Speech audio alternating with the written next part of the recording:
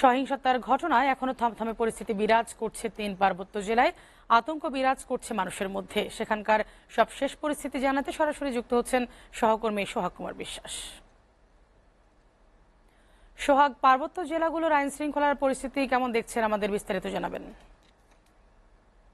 পার্বত্য চট্টগ্রামের বিষয়টি যদি আমি কয়েকটি ভাগে ভাগ করে আপনাকে জানাতে চাই, সেটি হচ্ছে আজকে সকালে কিন্তু সরকারের ৩ উপদেষ্টা সহ প্রশাসনের শীর্ষ পর্যায়ের কর্মকর্তা এবং সরকারের উচ্চ পর্যায়ের একটি টিম কিন্তু পার্বত্য অঞ্চল পরিদর্শন করেছেন এবং তারা স্থানীয় প্রশাসনের সঙ্গে এবং যেসব রাজনৈতিক দল এখন পর্যন্ত মাঠে আছে সেই রাজনৈতিক দল এবং গণ্যমান্য ব্যক্তিবর্গের সঙ্গে বৈঠক করেছেন। তারা কিন্তু একটি মেসেজ দিয়েছেন যে এই ঘটনার সঙ্গে যারা জড়িত তাদেরকে খুঁজে বের করা হবে এবং দৃষ্টান্তমূলক শাস্তির আওতায় নিয়ে আসা হবে। এই বিষয়টি কিন্তু সরকারের পক্ষ থেকে স্পষ্টভাবে জানানো হয়েছে। একই সঙ্গে যেসব স্টেক হোল্ডাররা তার সেই বৈঠকে উপস্থিত ছিলেন তারাও এই সরকারের এই পদক্ষেপকে স্বাগত জানিয়েছে এবং এই সিদ্ধান্ত বাস্তবায়নের জন্য আহ্বান জানিয়েছে।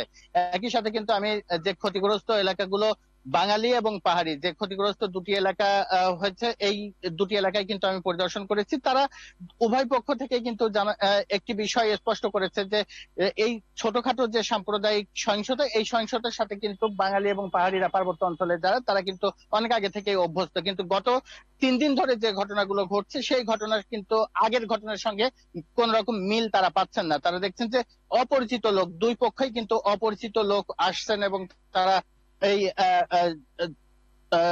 তারা কিন্তু এই জনসমাগম যে এলাকাগুলো সেই এলাকাগুলোতে হামলা চালাচ্ছেন এবং এই দুই পক্ষের যে নেতারা আছেন তারাও কিন্তু নানানভাবে চেষ্টা করেছেন থামানোর জন্য, তারা থামাতে পারেননি। তো এই ঘটনাগুলো কিন্তু তারা নতুনত্ব দেখছেন এবং একটি বিষয় কিন্তু তারা স্পষ্ট করেছেন যে এই ঘটনাকে কেন্দ্র করে সামনে যে জাতিসংঘের অধিবেশন আছে সেই অধিবেশনে বাংলাদেশকে এবং বাংলাদেশের যে নতুন সরকার এই সরকারকে প্রশ্নবিদ্ধ করার জন্য একটি বিতর্কিত করার একটি অপচেষ্টা হতে পারে বলে এই পার্বত্য অঞ্চলে যারা সুশীল সমাজের প্রতিনিধিরা আছেন তারাও কিন্তু এই আশঙ্কাটা ব্যক্ত করেছেন সরকারের কাছে এবং প্রশাসনের কাছেও, এবং প্রশাসনের পক্ষ থেকেও কিন্তু এই বিষয়টি নিয়ে গুরুত্বের সঙ্গে দেখা হচ্ছে।